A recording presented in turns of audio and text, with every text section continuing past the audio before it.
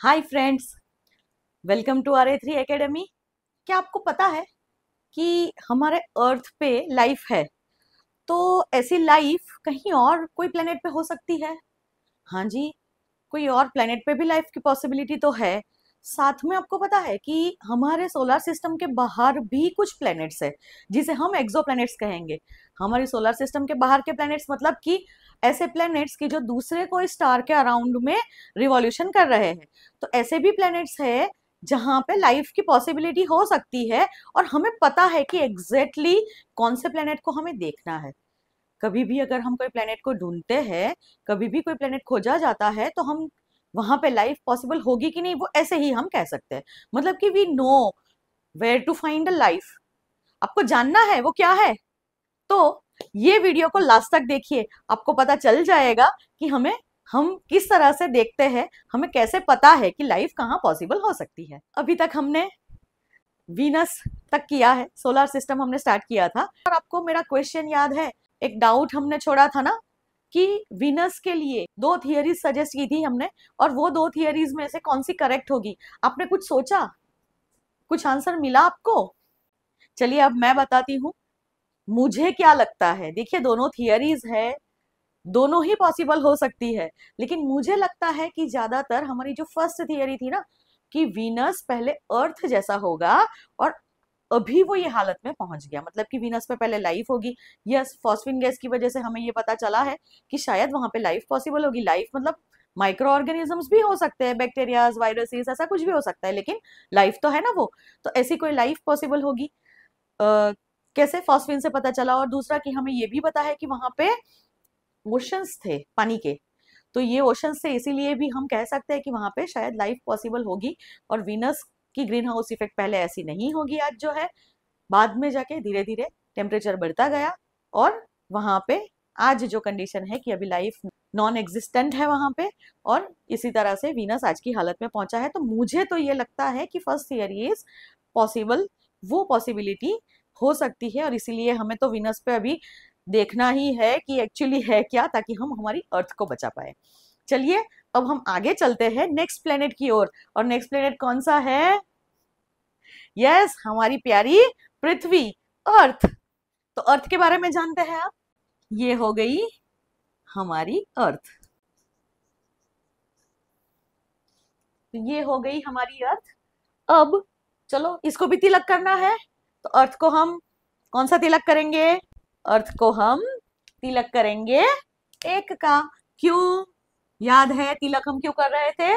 क्योंकि जितने number of moons जितने हैं उतने तिलक है उसके, तो यहाँ पे उतना नंबर का हम तिलक कर रहे हैं उसे। तो यहाँ पे अर्थ को हमने एक का तिलक किया। इसका मतलब है कि अर्थ को एक मून है, और मून का नाम मून ही है ना। अर्थ की एक नेचुरल सैटेलाइट है जिसे हम मून कहते हैं, हमारे प्यारे चंदा मामा। तो ये तो पता चल गया हमें। सबसे पहले तो उसका रोटेशन और रिवॉल्यूशन पीरियड हम जान लेते हैं कि क्या है। तो अर्थ का चलिए आप ही बताइएगा कि रोटेशन पीरियड क्या हो सकता है। तो रोटेशन कितना है हमारा? 24 आवर्स। एग्जैक्टली बताना पड़ेगा ना यहाँ पे। एग्जैक्टली है 23 आवर्स 56 मिनट्स एंड 4 सेकेंड्स। ये हमारा अर्थ का रोटेशन पीरियड है, और वो अप्रोक्सीमेटली 24 आवर्स हुआ, 56 मिनट्स है ना। तो उस हिसाब से हम 24 आवर्स कहते हैं, बट रियल कितना है? 23 आवर्स 56 मिनट्स एंड 4 सेकेंड। और अर्थ का रिवॉल्यूशन वो पीरियड कितना है मैम? 365 डेज। नो, कितना है?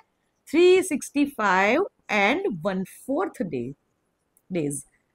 एक्चुअली इतना है 365, या तो इसे हम ये भी कह सकते हैं कि 365.25 डेज। मतलब कि 1/4 डे एक्स्ट्रा लगता है अर्थ को सन के अराउंड में गरबा खेलने में, एक राउंड कंप्लीट करने में।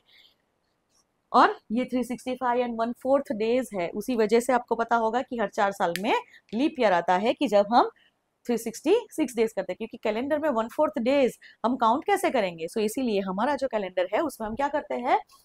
365 डेज का ईयर रखते हैं, और ये 1/4 डे जो है उसको कैरी फॉरवर्ड करेंगे बाद में, अभी बचा हुआ है वो डे। ऐसा करते करते 4 साल में ये 1/4 1/4 1/4 1/4 करके पूरा एक डे कंप्लीट हो जाता है। लीप ईयर आता है 366 डेज का। अब लीप ईयर के कैलकुलेशंस मैथ्स में कर लीजिएगा सी सेट में। बट यहाँ ये समझ में आ गया। So rotation period is 23 hours 56 minutes and 4 seconds, revolution period is 365 and 1/4 days. Earth हमारे सोलर सिस्टम का 5th लार्जेस्ट प्लेनेट है, और अर्थ के सबसे करीबी प्लेनेट कौन सा है? अर्थ के आजू बाजू में तो 2 प्लैनेट्स है ना, एक है वीनस इधर पे और इस साइड पे मार्स है, लेकिन कौन सा नियरेस्ट है, मार्स या वीनस? वीनस। तो अर्थ से नियरेस्ट प्लैनेट इज वीनस, जिसे हम इवन अर्थ का ट्विन प्लैनेट भी कहते हैं, क्योंकि अर्थ और वीनस की साइजेस जो है और डेंसिटी जो है वो एक ऑलमोस्ट सिमिलर है। अब अर्थ की एक्सियल टिल्ट ये जानना भी जरूरी है। तो अर्थ की एक्सियल टिल्ट कितनी है? वर्टिकल से, ये जो वर्टिकल प्लेन है वहां से कितनी है? 23.5 डिग्रीज पे टिल्टेड है। मतलब कि ये जो वर्टिकल प्लेन है उससे अर्थ की एक्सिस कैसी है? 23.5 डिग्री पे टिल्टेड है। तो ये याद रखिएगा। और मैंने यहाँ पे क्यों ये दोनों को कलर ड्रॉ किया और इसको ब्लू प्लेनेट ड्रॉ किया? क्योंकि अर्थ को हम ब्लू प्लेनेट भी कहते हैं।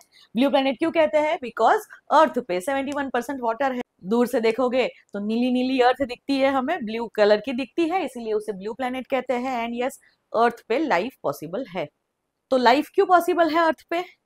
रीजन बताइए मुझे। देयर आर 3 रीजंस, और ये 3 कंडीशन होती है तो ही हमें जहां तक पता है कि लाइफ एग्जिस्ट करती है।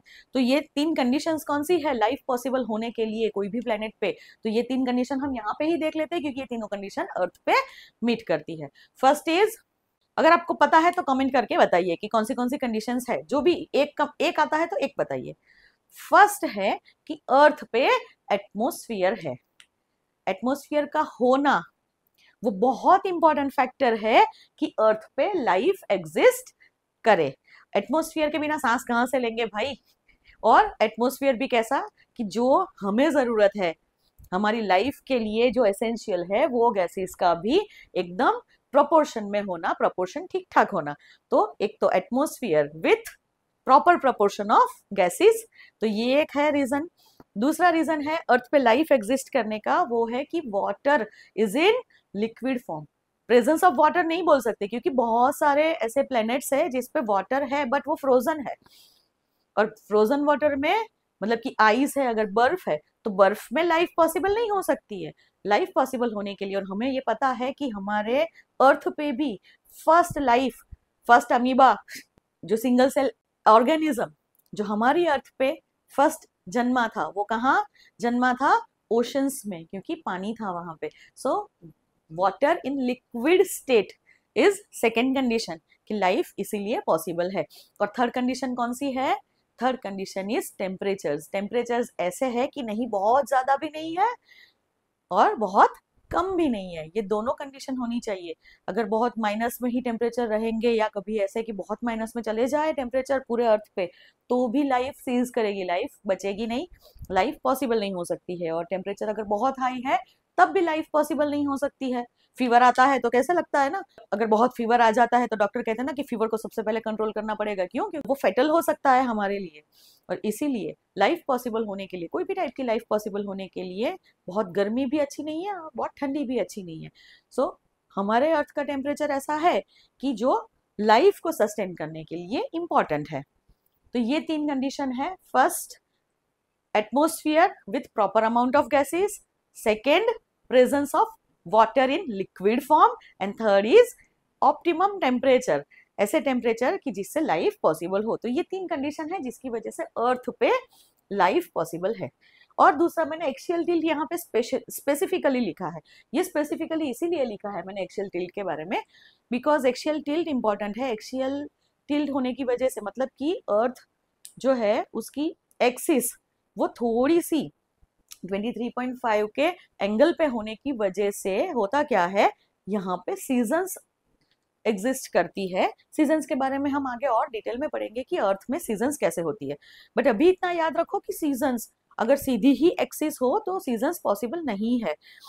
वेट, देखिए यहाँ पे अगर एक्सिस ऐसे वर्टिकल है तो क्या होगा कि ऐसे अर्थ घूम रही है, लेकिन सन रेज की बात करें तो सन रेज ऑलवेज यहाँ पे ही गिरेंगे, और उसकी वजह से क्या होगा कि ऑलवेज हमारा जो इक्वेटर वाला पार्ट है, ये इक्वेटर वाला पार्ट पे ऑलवेज समर रहेगा, और ये पोल्स जो है वो ऑलवेज यहाँ पे विंटर रहेगा। तो सीजन्स चेंज नहीं होगी, एक ही चीज, एक ही कंडीशन प्रिवेल करेगी। और ये बीच वाला पार्ट है, वहां पे ना विंटर रहेगा ना समर रहेगा, वहां पे हमेशा या तो स्प्रिंग या तो ऑटम वाली कंडीशन रहेगी। तो ऐसे तो चलेगा नहीं, हमारे एग्जिस्टेंस के लिए सीजन्स चेंज होनी जरूरी है। तो यहाँ पे एक्सियल टिल्ट होगा तो क्या होगा कि एक बार जो अर्थ है वो रोटेशन तो कर रही है, लेकिन रिवॉल्यूशन के टाइम पे एक बार ऐसे होगा कि सन के रेज जो है वो सीधे इधर गिरेंगे। तो यहाँ नीचे की साइड सदर्न हेमिस्फीयर में समर आएगा, नॉर्दर्न हेमिस्फीयर में विंटर आएगा, लेकिन अर्थ ऐसे घूमते घूमते जैसे इधर जाएगी तो क्या होगा कि नॉर्दर्न हेमिस्फीयर जो है यहाँ पे सनरेज स्ट्रेट पड़ेंगे, तो ये नॉर्दर्न हेमिस्फीयर में समर आएगा और सदर्न हेमिस्फीयर में विंटर आएगा। ये तो कोई भी प्लेनेट पे सीजन्स समर एंड विंटर ये चेंज होने के लिए एक्सियल टिल्ट इज नेसेसरी। तो अर्थ के बारे में अभी इतना हम देखते हैं, इसके आगे की जो चीज है अर्थ तो हमें पूरी डिटेल में पढ़नी है ना, तो यहाँ पे इतना रखते हैं। आगे चलते हैं, नेक्स्ट प्लेनेट कौन सा है? मार्स, हमारा मंगल। तो यहां हम ड्रॉ करते हैं मंगल को, ये हो गया मार्स। चलिए फटाफट बताइए मार्स को मैं कितने तिलक करूं? पता है मार्स को हम 2 तिलक करेंगे, मतलब कि नंबर 2 का तिलक करेंगे। क्यों? क्योंकि मार्स की 2 सैटेलाइट्स है। कौन सी सैटेलाइट्स है? मार्स के सैटेलाइट्स के नाम है, one is Phobos and second is Deimos. और ये डीमोस हमारे लिए इंपॉर्टेंट है। डीमोस के बारे में क्या इंपॉर्टेंट है? Deimos is the smallest satellite of our solar system. हमारे सोलर सिस्टम में जितने प्लैनेट्स हैं उनकी जितनी सैटेलाइट्स है, ये सारी सैटेलाइट्स में मतलब कि सारे जो मून्स है जितने प्लैनेट्स हैं उनके, उसमें सबसे छोटा कौन है? डीमोस। ये अपना बच्चू है, सबसे छोटा वाला। सो मार्स के 2 मून्स भी याद रखने हैं। कौन से है? फोबोस एंड डीमोस, जिसमें डीमोस वो सबसे छोटा मून है हमारी एंटायर सोलर सिस्टम का। अब मार्स की बात करें तो मार्स की एक्सियल टिल्ट भी हम जान लेते हैं। तो मार्स की एक्सियल टिल्ट है 25.19 डिग्री। देखिए 23.5 एंड 25.19 ऑलमोस्ट सिमिलर है, और इसका मतलब है कि मार्स पे भी हमें सीजन्स देखने को मिलेगी। मार्स का रोटेशन एंड रिवॉल्यूशन पीरियड, तो मार्स का रोटेशन पीरियड है 24 आवर्स 37 मिनट्स एंड 22 सेकेंड्स। ये भी अप्रोक्सीमेटली 24 आवर्स हुआ। अर्थ पे भी 24 आवर्स अप्रोक्सीमेट हुआ। 24 आवर्स से थोड़ा कम होता है, यहाँ पे 24 आवर्स से ज्यादा होता है। बट फिर भी हम अगर मार्स पे चले जाए तो हमको भी दिन जो है उसके जो घंटे हैं 12-12 घंटे, उसमें दिन रात वाली जो बात है वो हम ऑलमोस्ट सिमिलर एक्सपीरियंस करेंगे। प्लस यहाँ पे भी सीजन्स है, तो अगर वहां पे रहना है तो थोड़ा कंफर्टेबल रहेगा। इसका रिवॉल्यूशन पीरियड ये है 687 डेज, मतलब कि हमारे अर्थ पे एक साल जो है उससे डबल होगा। मतलब कि यहाँ पे मतलब हमारे अर्थ के 2 इयर्स होंगे, तब जाके मार्स उसका एक चक्कर कंप्लीट करेगा। मतलब अर्थ 2 बार चक्कर लगा लेगी यहाँ तक, लेकिन मार्स को तब तक एक चक्कर कंप्लीट हुआ नहीं होगा। डबल से थोड़ा सा कम है, लेकिन फिर भी ऐसे ही कह सकते हैं कि ऑलमोस्ट 2 इयर्स होंगे हमारे अर्थ ईयर से। अब देखिए मैंने मार्स को कौन से कलर से ड्रॉ किया है? Red colour. और क्यों? क्योंकि ये रेड प्लेनेट है, इसको हम रेड प्लेनेट कहते हैं ना। और क्यों रेड प्लेनेट कहते हैं? क्योंकि मार्स की सरफेस पे आयरन ऑक्साइड हमें मिलता है, और आयरन ऑक्साइड की वजह से इसका कलर रेड जैसा दिखता है, और इसीलिए हम मार्स को रेड प्लेनेट कहते हैं। अभी उसकी सरफेस की अगर बात करें हम, तो मार्स की जो सरफेस है वो बहुत ही रग्ड है। एक्चुअली उसमें ना 2 डिवीजन है। मार्स का जो नॉर्दर्न हेमिस्फीयर है, मतलब कि आधा नॉर्थ पार्ट जो है वो एकदम प्लेन सरफेस है, मैदानों से बनी हुई सरफेस है, और वो बहुत फ्लैटलैंड जैसा है। लेकिन उसका जो सदर्न हेमिस्फीयर है, ये सदर्न हेमिस्फीयर में बहुत क्रेटर्स है, बहुत वॉल्केनो से बने बने बहुत बड़े बड़े माउंटेन्स है, ऐसा है। और मार्स का सबसे ध्यान खींचने वाला माउंटेन जो है वो है ओलिम्पस मॉन्स। ये ओलिम्पस मॉन्स जो है वो 21 किलोमीटर से भी ज्यादा ऊंचा है। तो ये एक याद रखना है कि मॉन्स ओलिम्पस वो मार्स का सबसे हाईएस्ट माउंटेन है। ये एक वॉल्केनिक फीचर है, वॉल्केनिक माउंटेन है, जिसकी हाइट हमारे माउंट एवरेस्ट से लगभग 3 गुना ज्यादा है। मार्स के सरफेस के दूसरे फीचर्स की बात करें तो मार्स के दोनों जो पोल्स है वहां पे फ्रोजन आइस है, मतलब कि फ्रोजन वाटर है, वहां पे आइस कैप्स बनी हुई है। और मार्स की बाकी की जो सरफेस है, जैसे कि उसका जो इक्वेटोरियल एरिया है और दूसरी जो सरफेस है उसके ऊपर हमें ट्रेसेस मिलते हैं कि वहां पे बहता पानी होगा, मतलब कि रिवर्स होगी या ओशंस होंगे। ऐसे आप देखना कि कहीं पे भी अगर माटी है उसके ऊपर अगर आप पानी डालोगे और वो अगर पानी बह के चला गया है तो वहां पे वो अपने निशान छोड़ जाएगा। तो ऐसे ही नदियां थी, वहां पे पहले वाटर लिक्विड फॉर्म में था, उसके एविडेंसेस उसके सरफेस के ऊपर बने हुए फीचर्स और दागों से मिलती है हमें। तो इस तरह से कुछ है कि पहले पानी था, आज भी पानी है, लेकिन पानी लिक्विड फॉर्म में आज के दिन में नहीं है। वहां वहां पे जो भी पानी है वो फ्रोजन है, उसकी जो जो भी क्रेटर्स है उसके अंदर जमा पड़ा है, उसके पोल्स के ऊपर आइस कैप्स के रूप में फ्रोजन वाटर हमें मिलता है। दूसरा कि उसकी जो सरफेस है वो सरफेस पे बहुत ही धूल है, और कि मार्स का मैग्नेटिक फील्ड वो अभी वीक हो चुका है। पहले था कुछ, अभी मैग्नेटिक फील्ड वीक होने की वजह से हुआ ऐसा है कि एटमॉस्फेयर भी थीन हो चुका है, और ये एटमॉस्फेयर की वजह से, हाँ एटमॉस्फेयर है लेकिन बहुत ही थीन एटमॉस्फेयर है। अपना अर्थ का जो एटमॉस्फेयर है उससे काफी टाइम्स, अराउंड 100 टाइम्स ये थीन है, मतलब कि वहां पे गैसेस की जो प्रेजेंस है वो बहुत कम है। और गैसेस की प्रेजेंस कम होगी तो क्या होगा कि कोई भी मीटियोरॉइड अगर मार्स के पास आ गया तो उसके ग्रेविटेशन पुल की वजह से वो खींचा चला आएगा, और उसका एटमॉस्फेयर ये मीटियोरॉइड को मीटियोर नहीं बना पाएगा, पूरा जला नहीं पाएगा, और उसकी वजह से मीटियोराइट इंपैक्ट्स मार्स पे काफी होती है, उसकी वजह से काफी सारी क्रेटर्स वहां पे बनी हुई है। अभी एटमॉस्फेयर की बात हमने की कि थीन एटमॉस्फेयर है, लेकिन ये एटमॉस्फेयर में गैसेस कौन से है, जैसे हमने वीनस पे देखा था एटमॉस्फेरिक कंपोजिशन, वैसे मार्स का एटमॉस्फेरिक कंपोजिशन क्या है। मार्स के एटमॉस्फेयर पे CO2 सबसे ज्यादा है, अराउंड 95.97% जितना है, मतलब अप्रोक्सीमेटली कितना हुआ 96% के अराउंड। और बाकी है नाइट्रोजन, नाइट्रोजन है, ऑक्सीजन है, आर्गन है, ऐसे गैसेस है बट बहुत ही कम अमाउंट में है। यहाँ पे कार्बन डाइऑक्साइड सबसे ज्यादा है, और प्लस ये एटमॉस्फेयर थीन है तो एटमॉस्फेरिक प्रेशर वो भी अर्थ से कम है, और इसीलिए अगर हम मार्स पे रहने गए तो भले ही हमें सीजन्स देखने को मिले, भले ही बाकी सारी चीजें हो, लेकिन हमें वहां पे वो स्पेस सूट पहन के ही बाहर निकलना पड़ेगा। आई होप आपने मार्शियन मूवी देखा होगा, तो मार्शियन मूवी में ये चीज देखी जाती है। प्लस इसकी सरफेस की जो डस्ट है उसकी वजह से मार्स पे बहुत डस्ट स्टॉर्म्स आते हैं, इवन पूरे प्लेनेट पे छा जाए उतने ज्यादा बहुत जोरों की हवा चलती है, और ये हवा चलने की वजह से सारी डस्ट पूरे एटमॉस्फेयर में हो जाती है। और मार्शियन मूवी में जैसे दिखाया था, स्टार्टिंग का सीन ही था कि वहां पे डस्ट स्टॉर्म आया था और वहां से लोगों को निकल जाना पड़ा था, जो भी ह्यूमंस वहां गए थे उनको। तो यही चीज यहाँ है कि डस्ट स्टॉर्म्स भी मार्स पे बहुत ही कॉमन अकरेंस है। मार्स पे लाइफ की पॉसिबिलिटीज है, कैसे? तो ये सारी बातें तो है कि 25.19 डिग्री पे उसकी एक्सियल टिल्ट है, उसकी वजह से सीजन्स होती है। दूसरा, हम वहां रह पाएंगे क्योंकि वहां का डे अराउंड 24 आवर्स का है, भले ही साल 2 इयर्स जितना लंबा हो जाए, लेकिन कोई बात नहीं, हम हमारा कैलेंडर फॉलो कर सकते हैं वहां पे, वहां नया कैलेंडर नहीं बनाएंगे, चलेगा। तो हम रह तो सकते हैं वहां पे, और यहाँ पे ऐसा नहीं है कि जस्ट ह्यूमंस वहां जाए वो ही हम सोच रहे हैं, लेकिन हम मार्स पे दूसरी कुछ लाइफ अगर पॉसिबल है तो वो भी ढूंढ रहे हैं। और वो क्यों, मैंने पहले ही वीडियो के स्टार्टिंग में कहा था कि हमारे सोलर सिस्टम में अर्थ के अलावा लाइफ पॉसिबल हो ऐसा भी प्लेनेट है, तो वो है मार्स। और मार्स पे हम लाइफ की पॉसिबिलिटीज ढूंढते हैं, और वो क्यों ढूंढते हैं? बिकॉज अर्थ और मार्स ये दोनों ही हमारे सन के, हमारे सूर्य के गोल्डीलॉक जोन में है। यहाँ पे कौन से जोन में है? ये दोनों ही, मार्स और अर्थ, हमारे सन के गोल्डीलॉक जोन में है, इसीलिए हम मार्स पे लाइफ ढूंढते हैं। और व्हाट इज गोल्डीलॉक जोन? इसका मीनिंग क्या हुआ?